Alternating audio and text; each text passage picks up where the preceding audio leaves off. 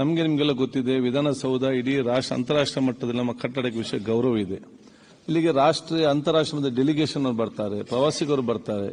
ಬರುವಂತಹ ಸಂದರ್ಭದಲ್ಲಿ ಹೊರಗೆ ಮಾತ್ರ ಸೌಂದರ್ಯ, ಒಳಗಡೆ ಬಂದಾಗಲೂ ಕೂಡ ಆ ಸೌಂದರ್ಯ ಇನ್ನಷ್ಟು ಗೌರವ ರೀತಿ ಮಾಡಿ ನಮ್ಮೆಲ್ಲರ ಜವಾಬ್ದಾರಿ. ಇದು ಮೊದಲ ಹಂತದ ಸಣ್ಣ ಕೆಲಸ, ಇನ್ನು ಬಹಳಷ್ಟು ಬೇಗ ಆಗಲಿಕ್ಕಿದೆ ಅಂತ ನಿಮ್ಮೆಲ್ಲ ಉತ್ತಮ ಸಲಹೆ ಸೂಚನೆ ಕೊಟ್ಟಿದ್ದೀರಿ.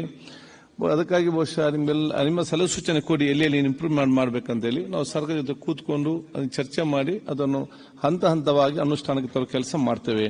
ಅದರ ಜೊತೆಯಲ್ಲಿ ಕೂಡ ನೀವು ನಮ್ಮ ಹಿರಿಯ ಸಚಿವರೆಲ್ಲರೂ ಕೂಡ ಅದಕ್ಕೆ ಜಾನೇಂದ್ರ ಇರಲಿ, ನಮ್ಮ ಯತ್ನಾಳ್ ಇರಲಿ, ಇಲ್ಲಿ ಹಿರಿಯ ಸಚಿವರು ಒಂದು ಬೇಡಿಕೆ ಕೊಟ್ಟಿದ್ರು. ಯಾರು ಬೇಗ ಬರ್ತಾರೆ ಅವರಿಗೆ ನಾವು ಒಂದು ಗೌರವ ಕೊಡ್ತೇವೆ ಕೋರಂ ಆಗುವಂತಹ ಸಂದರ್ಭದಲ್ಲಿ.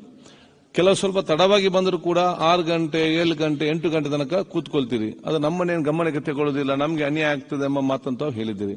ಅದಕ್ಕಾಗಿ ನಾನು ಈ ಸಲ ಫಸ್ಟ್ ಟೈಮ್ ಆರ್ಟಿಫಿಷಿಯಲ್ ಇಂಟೆಲಿಜೆನ್ಸ್ ನ ಒಂದು ಕ್ಯಾಮರಾವನ್ನು ಅಳವಡಿಸಿದ್ದೇವೆ ಅದರಲ್ಲಿ ಏನಂತ ಹೇಳಿದ್ರೆ, ನೀವು ಎಷ್ಟು ಗಂಟೆಗೆ ಬರ್ತೀರಿ, ಎಷ್ಟು ಗಂಟೆಗೆ ಹೋಗ್ತೀರಿ, ಮತ್ತು ಈ ಸದನದ ಹೊರಗಡೆ ನೀವು ಒಂದು ದಿವಸದಲ್ಲಿ ಎಷ್ಟು ಗಂಟೆ ಕೂತ್ಕೊಂಡಿದ್ದೀರಿ ಅಂತೇಳಿ ಸಂಜೆ ಹೊತ್ತು ನಮ್ಮ ಸೆಕ್ರೆಟರಿ ಕಂಪ್ಯೂಟರ್ಗೆ ಬರ್ತೇವೆ, ಎಲ್ಲಿಗೆ ಇರುವುದಿಲ್ಲ, ನಮ್ಮಲ್ಲಿ ಮಾತ್ರ ಆ ಮಾಹಿತಿ ಇರ್ತದೆ. ಆಗ ನೀವು ಎಷ್ಟು ಸಮಯದ ಒಳಗಡೆ ವ್ಯವಸ್ಥೆ ಇದೆ ಅಂತೇಳಿ ದೀರ್ಘವಾದ ನಮಗೆ ಒಂದು ಡೇಟಾ ಸಿಕ್ಕುವಂತ ಅವಕಾಶ ಆಗ್ತದೆ.